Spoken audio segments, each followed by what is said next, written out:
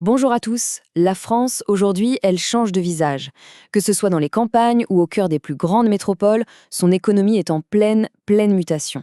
Alors ce qu'on va faire ensemble, c'est explorer comment la mondialisation est en train de redessiner toute la carte de ces espaces productifs. Alors, pour bien piger ces dynamiques, on va suivre un parcours en 5 étapes. On va partir du concept de mondialisation pour voir comment ça nous amène à une toute nouvelle géographie économique du pays.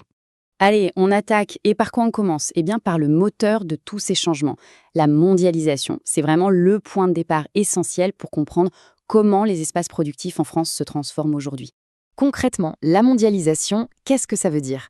C'est l'intensification des échanges à l'échelle de la planète, tout simplement. Tout circule beaucoup plus vite, les marchandises, les idées, les capitaux. Et le résultat de tout ça? Eh bien, les territoires français se retrouvent en compétition directe avec le reste du monde. Voilà pour le contexte. Passons maintenant à notre premier espace productif, l'agriculture. On va voir comment cette pression mondiale crée une évolution, disons, à double facette dans les campagnes françaises. Et ce contraste, il est vraiment frappant. D'un côté, on a une agriculture qu'on appelle productiviste, intensive, connectée aux grands marchés mondiaux. Et de l'autre, on observe un phénomène de déprise agricole. Des terres sont carrément abandonnées parce qu'elles ne sont plus jugées assez rentables. Mais ce n'est pas tout.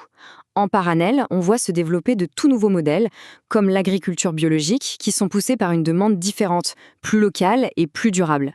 Et attention, il ne faut pas s'y tromper, l'agriculture française reste un poids lourd. On parle quand même de la première puissance agricole de l'Union européenne. Ça montre bien à quel point ce secteur, malgré toutes ces transformations, reste absolument stratégique pour l'économie du pays. Après l'agriculture, abordons maintenant le secteur industriel.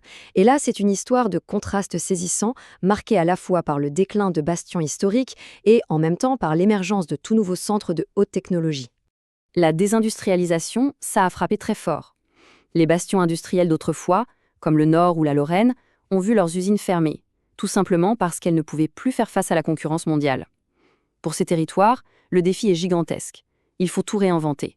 Mais face à ce déclin, une sorte de renaissance s'organise.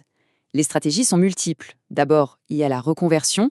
On transforme d'anciens sites industriels. L'exemple type, c'est Euratechnologies à Lille, installée dans une ancienne usine textile. Ensuite, il y a la création de technopoles, qui font le lien entre les centres de recherche, les universités et les industries. Et enfin, les pôles de compétitivité, qui regroupent entreprises, labos et écoles pour viser l'innovation dans un secteur bien précis. Après l'agriculture et l'industrie, place maintenant au secteur qui domine très largement l'économie française. Je parle bien sûr des services, ce qu'on appelle aussi le secteur tertiaire. Et là, c'est sans appel. Le secteur tertiaire, qui inclut tout, le commerce, les transports, la banque, la santé, le tourisme, représente aujourd'hui l'écrasante majorité des emplois en France.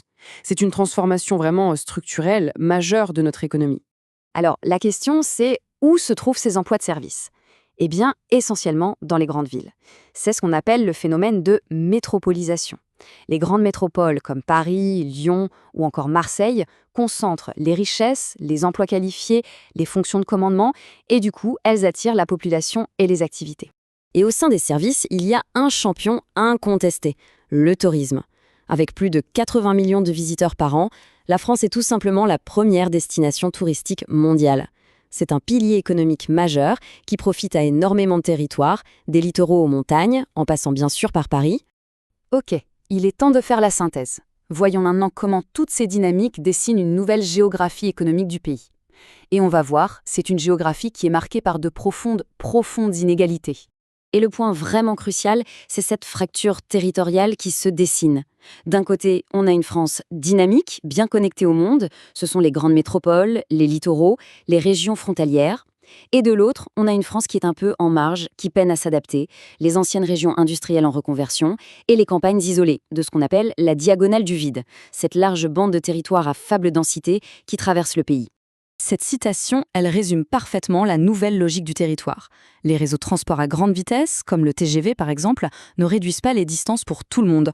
En réalité, ils renforcent surtout la connexion entre les grandes métropoles, ce qui accentue leur domination et laisse un peu plus à l'écart les territoires qui, eux, sont moins bien desservis.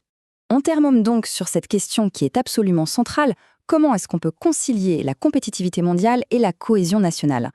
Est-ce qu'il faut vraiment choisir entre soutenir les métropoles dans la course mondiale et garantir un développement équilibré pour tous les territoires? C'est sans doute là le plus grand défi pour la France de demain.